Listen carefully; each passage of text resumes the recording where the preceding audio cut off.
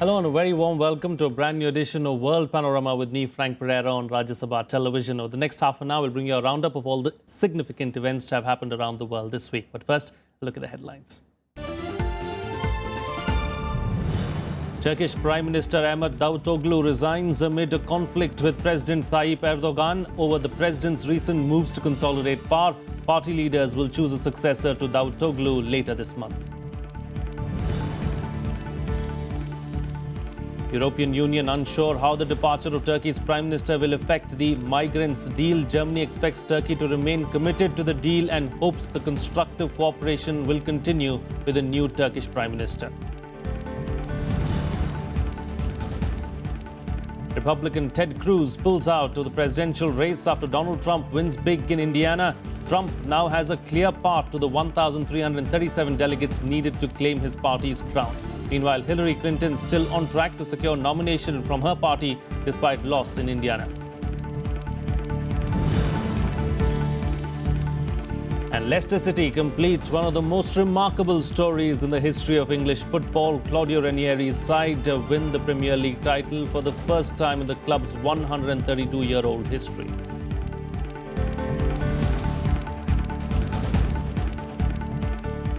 Well, Turkish President Recep Tayyip Erdogan told the European Union that his country will not change its anti-terror laws in return for visa-free travel. This comes a day after Prime Minister Ahmet Davutoglu, who negotiated the EU deal, said he was stepping down. Davutoglu had also opposed Erdogan's plan to give more power to the presidency. His exit is expected to plunge NATO member Turkey into political uncertainty.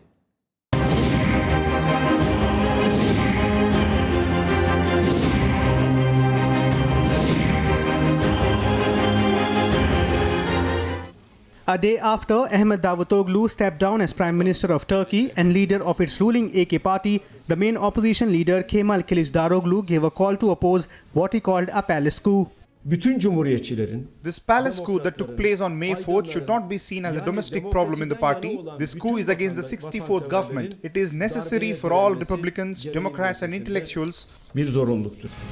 Davutoglu's departure follows weeks of tensions with President Tayyip Erdogan, who is spearheading a fierce drive to create a powerful executive presidency. Davutoglu's decision plunges NATO member Turkey into political uncertainty. It also puts a question mark on Europe's efforts to curb a migrant crisis, as well as Washington's need for a crucial ally to fight the Islamic State in Syria and Iraq. No matter what decision we have made until today, the government will be at the helm until the last moment. Nobody should dare damage the internal economic balance. The appreciation of the era should continue. Turkey is now all set to see a third parliamentary election in less than 18 months. Meanwhile, the White House praised Davutoglu as a good partner with the United States and said it didn't expect his departure from office to affect US-Turkish relations as they pertain to Islamic State. I do not anticipate that this is going to have any impact on the ability of the United States and Turkey to work together to continue to implement our strategy to degrade and destroy ISIL. Davutoglu also pledged loyalty to Erdogan, even as he told reporters that under the current circumstances, he would not run again for leader at an extraordinary party congress on May 22nd. He claimed that his mandate was cut short not by choice but necessity. Nobody should doubt that the powerful AK party government will continue the 4-year term. Our term was a period of success. There is no failure or regrets that prompted me to take this decision. I performed my duties with honor and success. NATO member Turkey is part of the US-led coalition fighting the militants in Syria and northern Iraq and has stepped up its effort after initial reluctance to confront the group that controls swaths of territory along its border. For months, the United States and Turkey have been discussing a military plan to drive Islamic State from the border. NATO is also trying to help Turkey and Greece crack down on criminal networks smuggling refugees into Europe. The ships have also been involved in the monitoring of the Turkey-Syria land border for people smugglers. Bureau Report for Rajya Sabha TV. Well, joining me for a chat this week to talk about this is former diplomat Shiv Shankar Mukherjee. Ambassador, thank you so much for joining me on the program. Thank you. You know, firstly, your thoughts on the political crisis really in Turkey. Well, I don't know whether you can really describe it as a crisis. It's obviously an internal power situation within the ruling party. President Erdogan, I mean, for a long time now, it's been seen that he has been trying very hard and succeeding in consolidating power in his own hands. He sees himself as, a present-day Ottoman.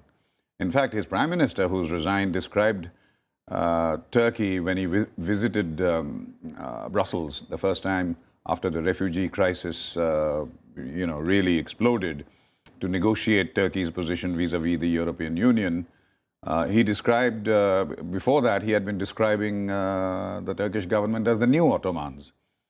So yes, whether this weakens Erdogan's position or not is for us to see how it plays out. I, for one, think that Erdogan is well on the way to push his agenda for consolidating all authority in Turkey in a very strong presidential hands. Indeed. If you look at it very closely, the outgoing Prime Minister did not really criticize the President or did not say anything directly against him as such. He just said, I'm stepping down for various reasons, and then decided to quit. So there's no real confrontation between the two.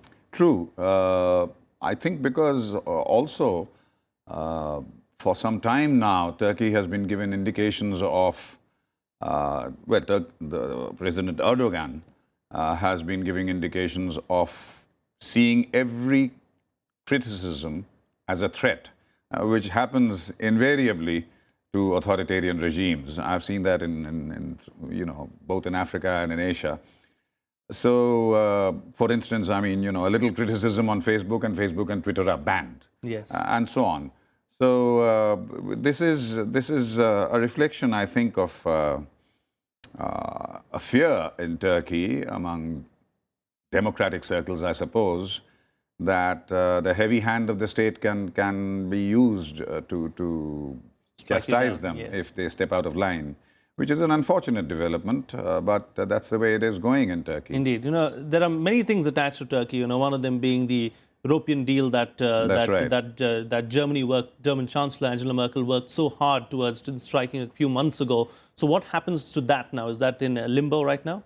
Well, I think here the role that the Turkey has successfully, and let's use the word because it's absolutely accurate, has successfully blackmailed Europe. In fact, I would say both sides, if you look at the policies of both sides, it's a textbook exercise in hypocrisy.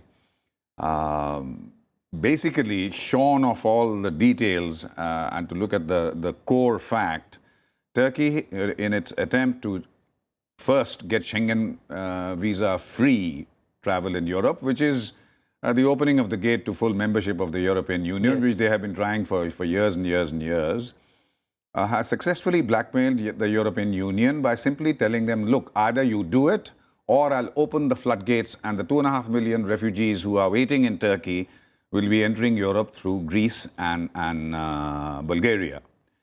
The Europeans you continue to lecture all countries around the world on human rights and so on, initially, of course, did the compassionate things as far as refugees were concerned. But once the numbers went up, European attitudes, showed the real reality of the xenophobia and the racism that lie at the core of behind the facade of the championship of human rights on which Europe prides itself. Erdogan is not giving an inch on this. Out of the 72 conditions that the EU laid down in 2003, I think, for Turkey to become a member of the European Union, there are about 5 still left to be carried out by Turkey, including, as your report mentioned, softening some of its anti-terrorism laws. Yes. The fact is, I think Europe is out on a limb. They're terrified of the number of immigrants that are plunging into Europe, creating a political crisis, the like of which they haven't seen in the last few years. Everybody's forgotten that the Western Alliance that actually is one of the main creators of the crisis in the Middle East, which is now leading to this flood of refugees. The flood of refugees from Africa, from the Libyan coast into Italy and so on, has not stopped.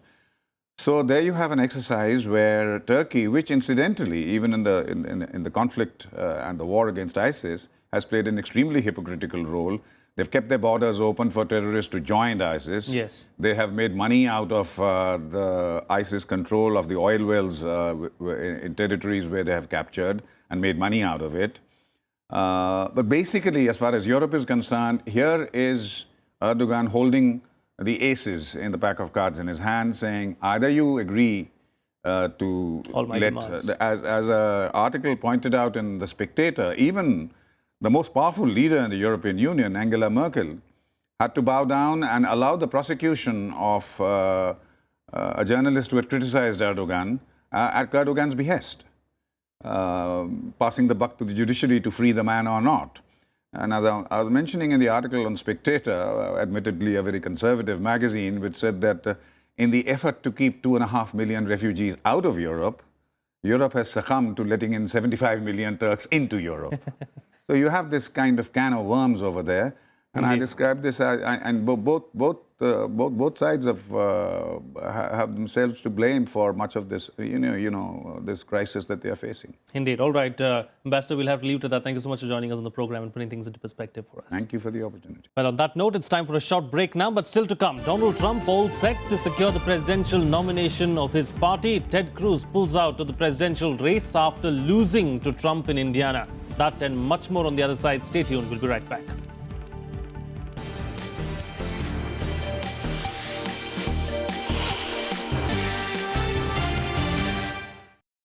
Welcome back. You're watching Rajya Sabha Television. Well, the race for the Republican presidential nomination took more than a year to unfold, but it was over in a snap after Ted Cruz formally suspended his presidential campaign on Wednesday. This paves the way for Donald Trump to clinch the Republican nomination with no chance at all of a deadlock delegates in a contested convention. Here's more.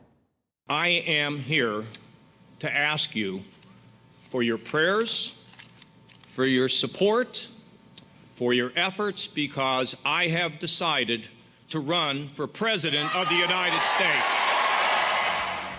On 15th of July last year, John Kasich had asked for everyone's support and prayers as he declared his decision to be part of the most extraordinary race for the Republican presidential nomination in modern political history. However, the race was over in a flash. On Wednesday, the Ohio governor dropped out of the presidential race after struggling to gain traction against frontrunner Donald Trump. And as I suspend my campaign today, I have renewed faith, deeper faith, that the Lord will show me the way forward and fulfill the purpose of my life. Thank you, and God bless. The quiet announcement came a day after Donald Trump became the presumptive Republican nominee with a decisive win in the Indiana primary, leading Ted Cruz bowing out of the field. Third-placed Kasich, once thought to be the savior of the moderate wing of the Republican Party, could have soldiered on, but with little money and no hopes of winning, such a course bordered on the absurd. Now, with Kasich's withdrawal, Trump need not even make campaign stops in California, which holds its primary on 6th of June. To win again, we have to know how to win, and we haven't won. We've been losing all the time. We lose with our military. We can't beat ISIS. We lose with trade. We lose with borders. We lose with everything. We're not going to lose. We're going to start winning again, and we're going to win big league. Believe me. The exit of both Kasich and Ted Cruz leaves Trump with the only Democratic nominee, likely to be Hillary Clinton, standing between him and the White House in November's general election. Hillary Clinton lost Indiana primary to Bernie Sanders, but she has almost an insurmountable lead in votes and delegates over him. Bureau Report, Rajya Sabha TV. Meanwhile, the Bangladesh Supreme Court has rejected the final plea to review the death sentence of Mutiur Rahman Nizami. The top leader of Bangladesh's fundamentalist Jamaat-e-Islami had filed a plea to review his death sentence over war crimes during the 1971 liberation war with Pakistan. The 73-year-old Jamaat chief is being kept in a special cell reserved for death row convicts at the Kashimpur Central Jail. He has been in jail since 2010 after being charged with war crimes by the tribunal set up by Prime Minister Sheikh Hasina. After the verdict, Nizami's party called him a victim of state-sponsored conspiracy and also called a day-long nationwide strike on May 8th. Jamaat-e-Islami chief can only seek presidential mercy now. Jamaat opposed Bangladesh's 1971 independence from Pakistan and sided with the Pakistani troops in carrying out atrocities during the war. Mr. Mukherjee Nizami got death penalty for 3 charges, and in this occasion, in the review petition which has been heard, the review was on the issue of whether the death penalty would be restored or will be changed. But however, the appellate division in the review petition, they have rejected the petition. Therefore, the death penalty is kept for Mr. Mukherjee Nizami. Now it is time for all of us to wait when the execution takes place.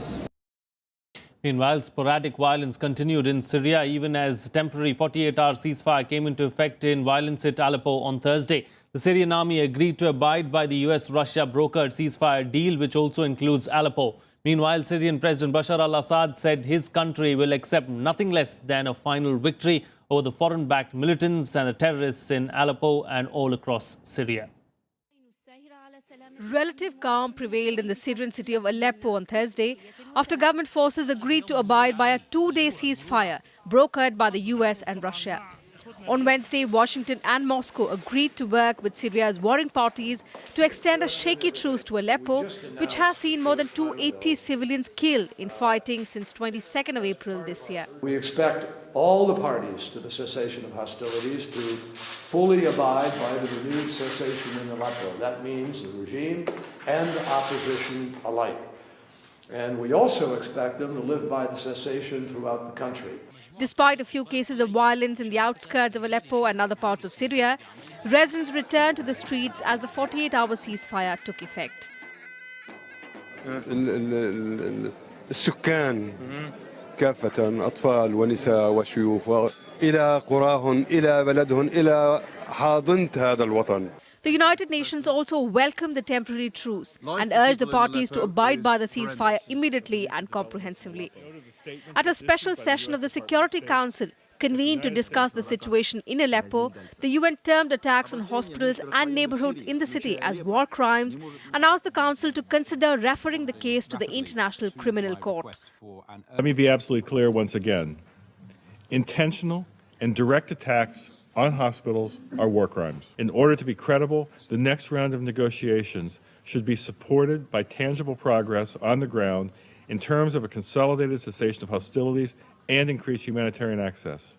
Meanwhile, Syrian President Bashar al-Assad said his country will accept nothing less than final victory over the foreign-backed militants in Aleppo as well as across Syria. In a telegram sent to Russian President Vladimir Putin, Assad thanked Moscow for its military support and said the army would not accept less than crushing the aggression in its fight against the rebels. Bureau Report, Rajya Sabha TV. Well, much else has been unfolding around the world. Here's a quick wrap of the other international news of the week.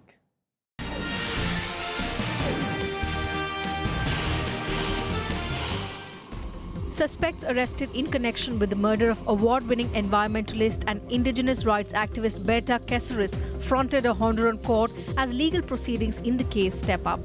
Cáceres, a 43-year-old activist who had fought to stop the construction of hydroelectric plants and mines on indigenous territory, was shot and killed at her home in La Esperanza, Honduras in early March. The suspects were taken under heavy security to a courthouse as the public prosecutor presents evidence to link those detained to the murder.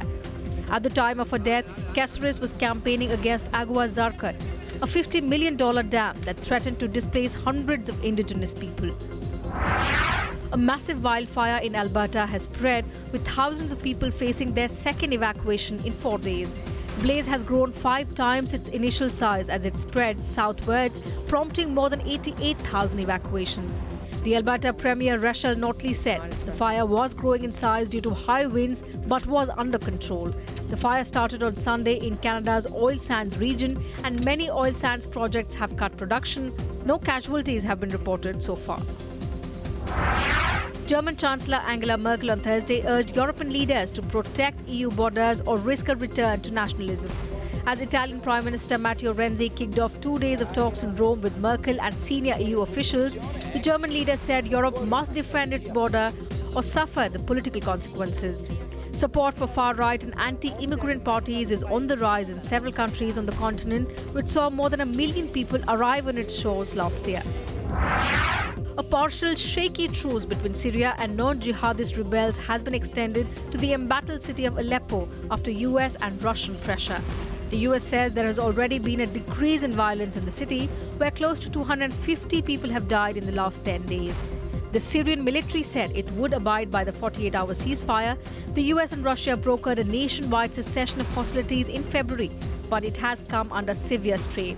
The United Nations says it's vital for all parties to abide by the truce.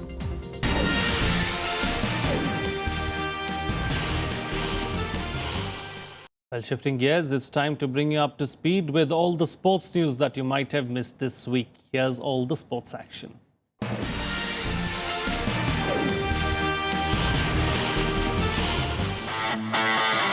Leicester City completed one of the most remarkable stories in the history of English football by winning the Premier League title on Monday. They secured the first top-flight title in the club's history after Tottenham were unable to beat Chelsea on Monday night. It is the team's first title in its 132-year of history. Real Madrid reached their 14th European Cup final and ended Manchester City's hopes of a maiden title after securing a 1-0 victory in the second leg of the Champions League last four clash on Wednesday. Zinedine Zidane's side will face City rivals Atletico in the final for the second time in 3 seasons after a first-half own goal from Fernando was enough to secure a narrow win that barely reflected Real's dominant display. Atletico Madrid also reached the Champions League final for the second time in 3 seasons on Tuesday, going through on away goals after a 2-1 defeat at Bayern Munich, in which both sides missed a penalty with a tie finishing 2-2 on aggregate. Atletico, who will face Real Madrid, also spoiled Bayern's treble chances after the Spaniards won the first leg 1-0 last week. Formula One Championship leader Nico Rosberg registered his 7th win in a row at the Russian Grand Prix on Sunday, with teammate Lewis Hamilton fighting back from 10th on the grid to seal a Mercedes 1-2 finish. Rosberg equaled the achievement of compatriot Michael Schumacher in winning 7 successive races, with only Vettel and the late Italian Alberto Ascari ahead of them. American Brian Stewart won his first PGA Tour title with victory in the 3-way playoff at the weather-curtailed Zurich Classic of New Orleans. Stewart was level at 15 under with compatriot Jamie Lovemark and South Korean An Byung-hun after 54 holes. He won at the second extra hole, the par 5 18th, after a superb third shot to 3 feet led to a birdie.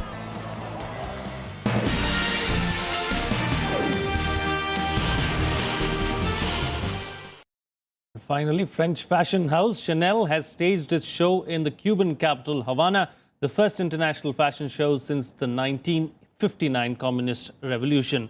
World celebrities gathered at a leafy promenade turned into a catwalk for the firm's cruise collection, even though Chanel goods are not sold in Cuba. The show is the latest sign in Cuba's warming relations with the West. I'm going to leave you with these visuals from Havana. See you again next time.